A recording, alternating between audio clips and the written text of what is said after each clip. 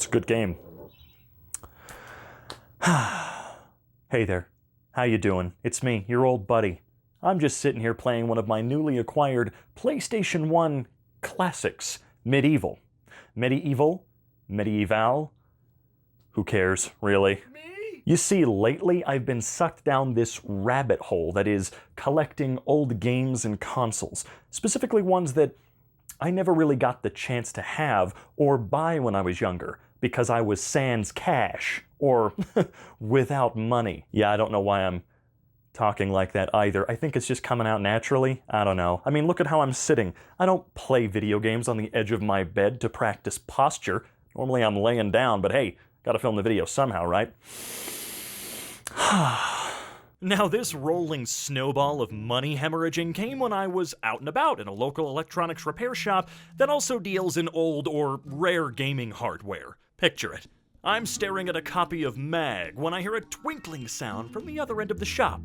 The hair stands up on the back of my head, and bam! A launch edition PS3 just sitting in the sunlight calling my name. Robin, buy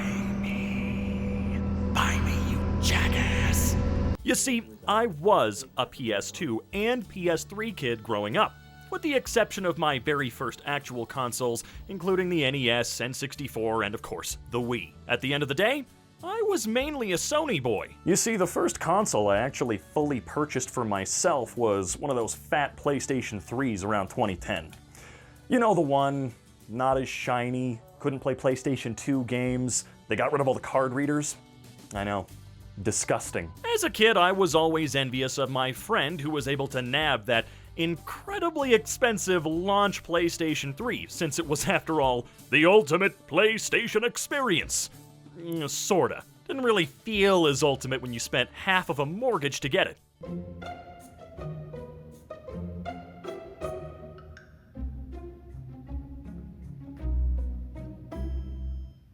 So naturally, when this sucker popped up in front of me for a price that wasn't disgusting, quite frankly, I was not going to leave without it, even if I had to throw some hands. I got it home, plugged it into a TV that's 16 years newer than itself, and immediately threw a PlayStation 2 disc in, and, well, I just about started crying when I heard and saw that bumper.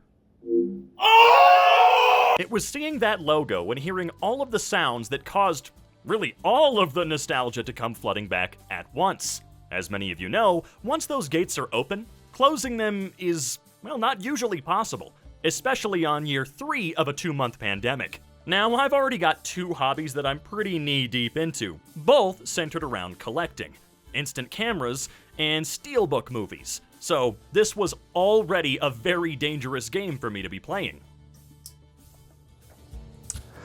You see, collecting things is very dangerous when you have a personality like mine, and a lot of free time.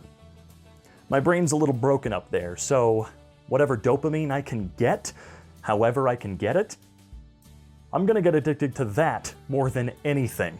Look, boredom can move mountains and rip apart the very fabric of being an adult. Whatever that means, honestly. Hey, at least I saved some money by waiting 16 years to buy it, huh? Right? That's called being fiscally responsible. You see, at first, hobbies like this always start off with a few things.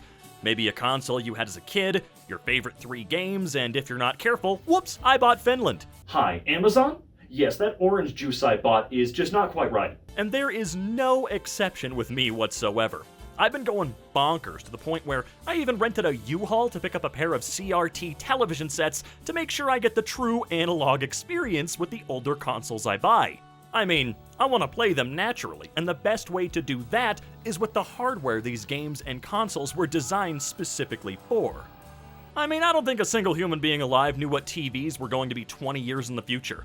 OLED? I barely know her. Not even to mention that HDMI converters are either okay at what they do or really bad at what they do. There doesn't really seem to be much of an in-between. But on this bad boy, you get the true experience. Fuzzy. And hey, for 20 bucks, why wouldn't you want to ask one of your friends to waste 4 hours of their day to drive to a random town and help you lift a 100-pound TV out of an elderly person's basement?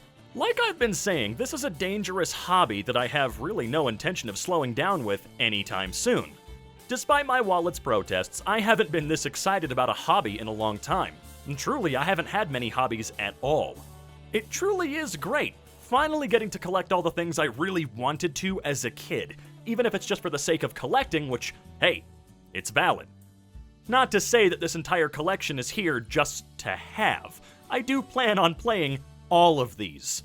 I also do plan on getting a lot more of these. I've always loved the idea of preserving and taking care of games and systems that I will, of course, use, and the idea that I have a few more rare items to folks over here in the States, like this Japanese Ocean Blue PS2, or this Japanese copy of Okami.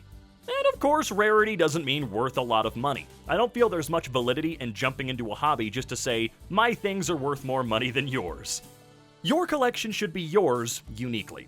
Take my friend Zach, for instance. His collecting and mine differ quite a bit. Where I like to grab console after console, he had a much more clear idea of the games he wanted to get and the quality of said games. I mean, hey, he's got the same Half-Life for PS2 that I have, but his is much shinier. I mean, can you see that? Ooh! Not even to mention the way we collect movies is vastly different too. Whereas I'm willing to spend about $1 trillion on one steelbook at a time, Zach just wants to make his collection complete with the highest quality possible versions of each movie. I'd say it's all about the individual's agenda. Again, I'm way deeper into the console side of things than the games. That's not to say that I'm not also getting as many games as I can get my hands on. I've been really behind in the gaming world ever since I stopped making Gmod videos here on this channel. I did that stuff so consistently for such a long time that it completely sucked the drive out of me when it came to wanting to play video games. Honestly, the last few years, I've only really been excited to play about 3 or 4 games. Now that I've got the ones that I grew up with, I'm excited to play hundreds. It's just nice that this whole experience has been able to bring back even a sliver of enthusiasm for really anything. How long has this pandemic been going on? We've had to find completely new ways of keeping ourselves from going insane while being cooped up in bedrooms, living rooms. Jeez, man, it's just been a nightmare. But at least there's some solace by playing Haunted Mansion for the original Xbox. It's just been nice having a little bit of that enthusiasm back in my life, even if my wallet is taking an absolute beating. Okay.